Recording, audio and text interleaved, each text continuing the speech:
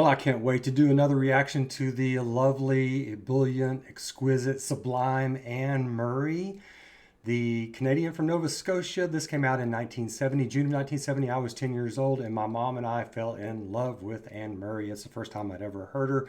It's one of the greatest songs of all time. It's She makes it sound hopeful, and at the time, being 10 years old, I sort of latched on to. It was written by Gene McClellan, whom Anne knew pretty well.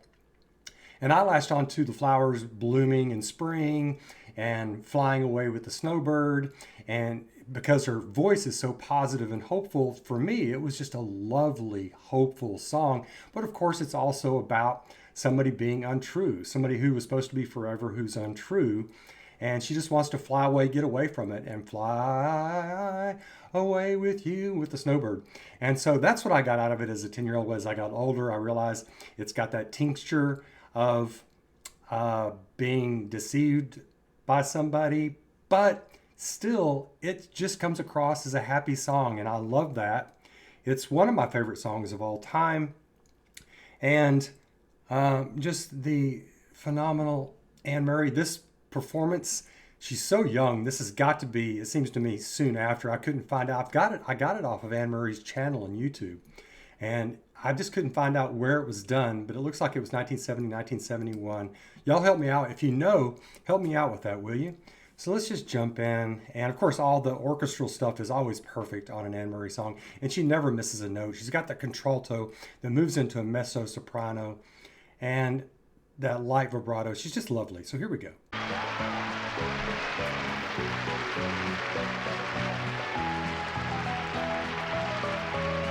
So sweet. Beneath its snowy mantle, cold and clean, Ooh, that just goes right through me. the unborn grass lies waiting for its coat to turn to green. Exquisite writing. The snowbird sings a song he always sings, and speaks to me of flowers that will bloom again in spring. When I was young, my heart was young then too, and anything that it would tell me, that's the thing that I would do. Isn't she lovely? But now I feel such emptiness within. So For optimistic. the thing that I want most in life's the thing that I can't win. Spread your tiny wings and fly away, and take the snow back with you where it came from on that day. Wonderful violins. What I love forever is untrue, and if I could, you know that I would fly away with you.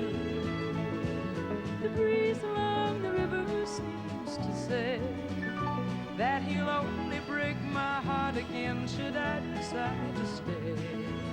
So little snowbird, take me with you when you go to that land of gentle breezes where the peaceful waters flow. Spread your tiny wings and fly away, and take the snow back with you where it came from on that day. What I love forever is untrue, and if I could, you know that I would fly away with you. Yeah, if I could, you know that I would fly away with you.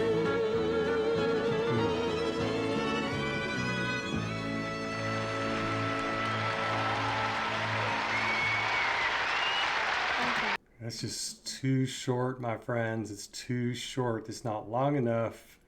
Let me put her back up here. Oh, just a lovely face. Gosh, it's just, I don't know if that's a banjo or a banjo and guitar in the background that gives it that sort of country feel. Also, she was really popular in the country circles. She won some country music awards in Canada and the United States back in the 70s. Well deserved. Of course, she won several Grammys as well. I don't know if she won more. I don't think she won one for this. I'm not sure, but she definitely won one for You Needed Me, which I just did a reaction to. But I just love how she does that sort of contralto vibrato, and then brings it up into sort of a lovely melodious mezzo soprano and just kind of bounces around on that and let your emotions bounce around also.